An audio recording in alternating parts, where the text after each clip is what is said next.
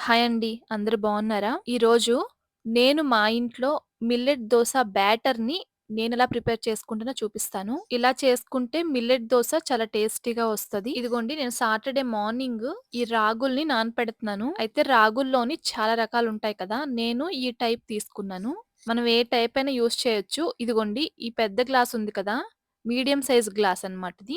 ఈ గ్లాస్‌తోని 2 glasses millets తీసుకున్నాను. మీకు ఏ టైప్ దొరికితే ఆ టైప్ తీసుకోండి పర్వాలేదు. అండ్ ఇప్పుడు నేను ఇదే గ్లాస్‌తోని ఒక గ్లాస్ మినపప్పు తీసుకుంటున్నాను. ఇక్కడ నేను పొట్టుతో ఉన్న మినపప్పు తీసుకున్నాను. మంచిదని చెప్పి కావాలంటే పొట్టు లేని మినపప్పు కూడా యూజ్ చేసుకోవచ్చు. ఇప్పుడు ఈ 2 సెపరేట్‌గా నానబెట్టుకుంటున్నాను. పొట్టు మినపప్పు కదా అందుకు. ఇప్పుడు ఈ రాగుల్లోని ఒక టేబుల్ స్పూన్ మెంతులు వేశాను. 8 అవర్స్ నానపెట్టి మిక్సీలో వేసి ఇదిగోండి ఈ బాక్స్‌లో వేసి నైట్ అంతా కూడా బయటే ఉంచాను. నెక్స్ట్ డే మార్నింగ్‌కి ఇదిగోండి ఇలా వస్తది. ఇదేంటి రెడ్ కలర్‌లో ఉంది అనుకుంటున్నారా? రాగుల కలర్ బట్టి అలా వస్తదన్నమాట.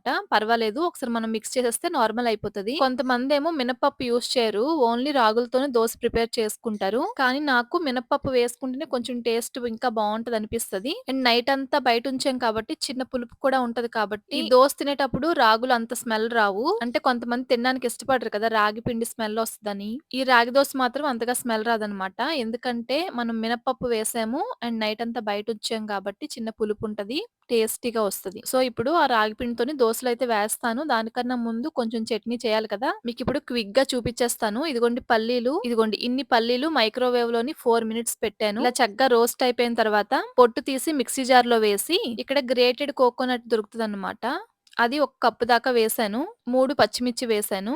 రుచికి సరిపడగా సాల్ట్ యాడ్ చేస్తున్నాను. ఈ 2 కాంబినేషన్‌లో చట్నీ చేసుకుంటే చాలా టేస్టీగా ఉంటది. కొంచెం వాటరేసి బాగా మెత్తగా గ్రైండ్ చేసేసాను. ఇదిగోండి ఇలా వచ్చింది. అంతే అండి చాలా సింపుల్. ఇప్పుడు తాలింపు పెట్టేసుకోవచ్చు. నేను చింతపండు వేయలేదు కానీ కొంతమంది చిన్న చింతపండు కూడా వేసుకుంటారు ఇందులోని ఇంకా టేస్టీగా ఉంటది. తాలింపు కూడా కొద్దిగా ఆయిల్‌తో తాలింపు పెట్టానన్నమాట. ఇప్పుడు ఇక్కడ నేను ప్రిపేర్ చేసిన బ్యాటర్‌తోనే దోస వేస్తున్నాను. మనకి నార్మల్ దోసలు ఎలా వస్తాయి రైస్ వేస్తే ఎలా వస్తాయో సేమ్ అలానే వస్తాయన్నమాట. కాకపోతే ఇక్కడ మనం ఇంకా హెల్తీగా తింటున్నాము. రాగులు మంచివి అండ్ ఇందులో బియ్యం వేయలేదు. మినపప్పు మాత్రమే వేసాము. రాగులు వీలైనంత వరకు పిల్లలకి పెడితేనే ఇంకా మంచిది. వాళ్ళు స్ట్రాంగ్‌గా ఉంటారు.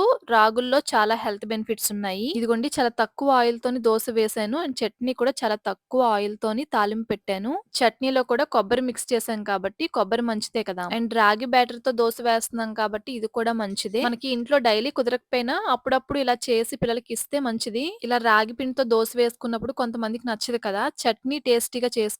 ఇదిగోండి మిల్లెట్ దోస రెడీ అయిపోయింది. బయట కొనుక్కునే కన్నా ఇంట్లో ఇలా చేసుకోండి. చాలా హెల్తీగా తినొచ్చు. చాలా ఈజీ ప్రాసెస్. మీరు ఇంతవరకు ఎప్పుడు ట్రై చేయకపోతే ఈ ప్రాసెస్‌లో ఒకసారి ట్రై చేసి దోసలు ఎలా వచ్చాయో కామెంట్ చేయండి. ఇంకా నాకు తెలిసిన కొన్ని హెల్తీ రెసిపీస్ మీతో షేర్ చేసుకుందాం అనుకుంటున్నాను. మీకు ఇంట్రెస్ట్ ఉంటే ఛానెల్‌ని సబ్స్క్రైబ్ చేసుకొని ఫాలో అవ్వండి. ఇప్పుడు నేను ఈ దోసని టేస్ట్ చేసి మీకు చెప్తాను ఎలా వచ్చిందో. దోస కూడా క్రిస్పీగా వచ్చింది. నాన్ స్టిక్కే కాదు నార్మల్ పాన్ మీద కూడా బానే వస్తాయి ఈ దోసలు. తప్పకుండా ట్రై చేయండి. సూపర్‌గా ఉంది.